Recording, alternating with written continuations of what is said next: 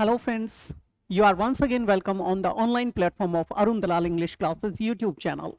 And today we are going to shift on our practice set number 33rd based on basics of English. Here your first statement is on your screen. देखेंगे बेटा, your clothes smell. अब यहां पर इसने क्या लिखा, आपके कपड़ों में से गंध आती है. ठीक है, अब इसे देखेंगे एक बार. And you have got a cough, और आपको क्या है, खांसी भी हो गई है. यू डैश स्मोक, अब आपको आपके कपड़ों में से स्मेल आती है, आपको खांसी भी हो गई है, आपको धूम्रपान डैश. अब यू डोंट हैव टू का प्रयोग मुख्य रूप से जब किया जाता है जब हम किसी काम को करने के लिए बाउंड होते हैं, जब हमारे ऊपर रिस्ट्रिक्शंस होते हैं. जैसे आई have to obey my निनकम्पुप boss, मुझे अपने खड़ूस बॉस की आज्ञा पालन करनी पड़ती है, उसे ओबे करना पड़ता है. कई बार आप हॉस्टल वगैरह में रहते हैं तो उस टाइम पे आप क्या कहते हैं, I have to take a cold bath in winter, सर्दियों में भी ठंडे पानी से नहाना पड़ता है, मजबूरी हो गई. ठीक है, तो उसके लिए हम किसका प्रयोग करते हैं, हैव टू का. तो ये डोंट हैव टू तो गलत हो जाएगा. यू शुड स्मोक, आपको धूम्रपान करना चाहिए, ये तो नुकसान करेगा, गलत हो गया. तो यहां पर यू शुडंट आ सकता है, आपको धूम्रपान नहीं करना चाहिए, यानी ये एडवाइजेबिलिटी है, आपको शिक्षा दी जा रही है. यू हैव टू स्मोक, ये बाउंड हो जाएगा, बिल्कुल गलत हो जाएगा. हम किसका चयन करेंगे, शुड नॉट का. You shouldn't smoke. नेक्स्ट क्या कहता है, I am going to bed, मैं बिस्तर पे जा रहा हूं. जब कभी भी आप सोने की बात करते हैं तो उस टाइम पे आप लोगों को क्या लगाना चाहिए, आई गो टू बेड, मैं बिस्तर पे इतने बजे जाता हूं. I go to bed at 11 o'clock in the night, ऐसा बोलना पड़ेगा आपको. तो यहां पर जो ये लिखा गया है गो टू बेड, इसके साथ द का प्रयोग नहीं करते. I go to the bed. The bed का प्रयोग जब करेंगे जब आप इंडिकेट करेंगे कि उस बिस्तर पे सोता हूं या उस बिस्तर तक जाने की बात आई, नहीं तो गो टू बेड का मतलब है सोने के लिए. दूसरी बात, मैंने आपसे पूछा वेयर इज योर ब्रदर, आपके भाई कहाँ हैं, तो वहां पर आप क्या जवाब देते हैं, अगर वो सोया हुआ है तो ही इज इन बेड, ना कि in the bed. In the bed के दो मीनिंग हैं, या तो उस बिस्तर के भीतर घुसा हुआ है या उस बिस्तर पे सोया हुआ है, तो वहां एम्बिग्यूटी हो जाती है, इसीलिए इन बेड टू बेड बोला जाता है. पहला पॉइंट तो ये था. I am going to bed, I dash be up early tomorrow. अब आई डैश बी हमारी वर्ब की फर्स्ट फॉर्म आई है. I should be up early tomorrow, मुझे सुबह जल्दी उठना चाहिए. अब उठना चाहिए, लेकिन मैं जा रहा हूं, उठना चाहिए, क्या मैं अपने आप को खुद शिक्षा या सलाह दूंगा, ये थोड़ा सा इनअप्रोप्रिएट हो गया. आई शुडंट बी, ये गलत हो जाएगा. अगर मैं लेट हो चुका हूं तो उस टाइम पे मैं सोच सकता था कल मुझे थोड़ा सा लंबा रेस्ट करना चाहिए, लेकिन ये इनअप्रोप्रिएट है. I don't have to be up, ये बिल्कुल सेंस नहीं बनाता, इलॉजिकल, इररेलेवेंट हो गया. क्या आएगा, I have to be up early tomorrow, सुबह मुझे जल्दी उठना है. उस संदर्भ में आप क्या कहेंगे, I have to be up, यानी I must be up. I would like to meet your boyfriend, मैं आपके बॉयफ्रेंड से मिलना पसंद करूंगा. पहली बात, ये कोलिक्वल यूसेज में, आम बोलचाल की भाषा में आप बॉयफ्रेंड और गर्लफ्रेंड का प्रयोग कर देते हैं, अदरवाइज ये गलत होता है. जैसे आप कहते हो ही इज माई कजन, ना कि he is my cousin brother. She is my cousin, not she is my cousin sister. यहां पर ये ऐसे बोलना चाहिए, यानी कजन एक न्यू कॉमन जेंडर होता है. दोनों सेक्सेस के लिए, यानी मैस्कुलिन और फेमिनिन दोनों जेंडर्स के लिए, मेल फीमेल के लिए, वो इनडिस्क्रिमिनेटली विदाउट एनी डिफरेंस और डिस्टिंक्शन यूज किया जाता है. तो वही बात यहां आती है, he is my friend, she is my friend. लेकिन आजकल के बच्चे क्या करते हैं, ये बॉयफ्रेंड और गर्लफ्रेंड लगा देते हैं. कॉम्पिटिटिव एग्जाम्स में इनका प्रयोग ना करें, आम बोलचाल में आप इनका प्रयोग कर सकते हैं. I would like to meet your boyfriend, you dash invite him round. अब यहां पर आप उसे इनवाइट कर लें. ठीक है, अब इनवाइट करने की बात आई है आपकी, you must invite him round हो सकता है. यू हैव टू, बेटे बाउंड नहीं है. यू वुड गलत हो जाएगा, सेंस नहीं बना रहा. डोंट हैव टू इलॉजिकल है, इररेलेवेंट है, नहीं बुलाना. क्या आ जाएगा, you must invite him round. I dash tell my parents where I am, then they don't worry. अब यहां पर I dash tell my parents, इसका मतलब क्या है कि मुझे मेरे पेरेंट्स को बता देना चाहिए। ठीक है, अब वहां पर बताने की बात आई है कि मैं कहां पर हूं ताकि वे चिंता ना करें। I should tell my parents हो सकता है, I don't have to tell ये तो बिल्कुल गलत हो गया। आई हैव टू बताना है, हो सकता है। आई शुडंट गलत हो गया। अब हमारे पास दो ऑप्शंस आए हैं।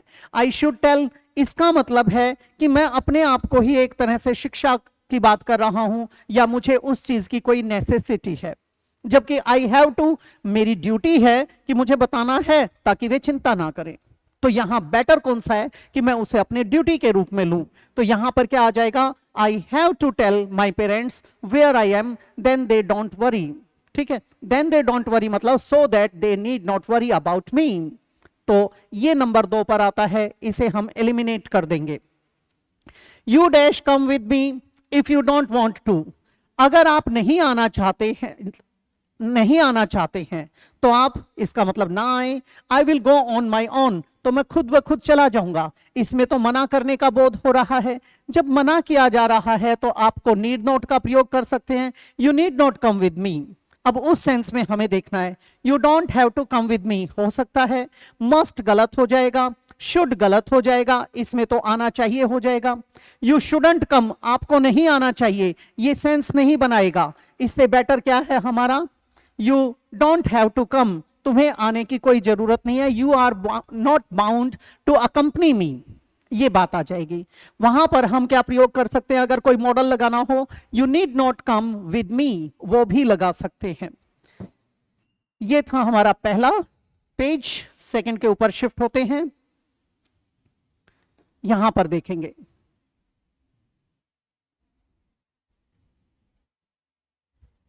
Our train leaves in 2 minutes, हमारी ट्रेन क्या है 2 मिनट में जाएगी। अब यहां पर ठीक है, वी डैश हरी, हमें जल्दी करनी चाहिए।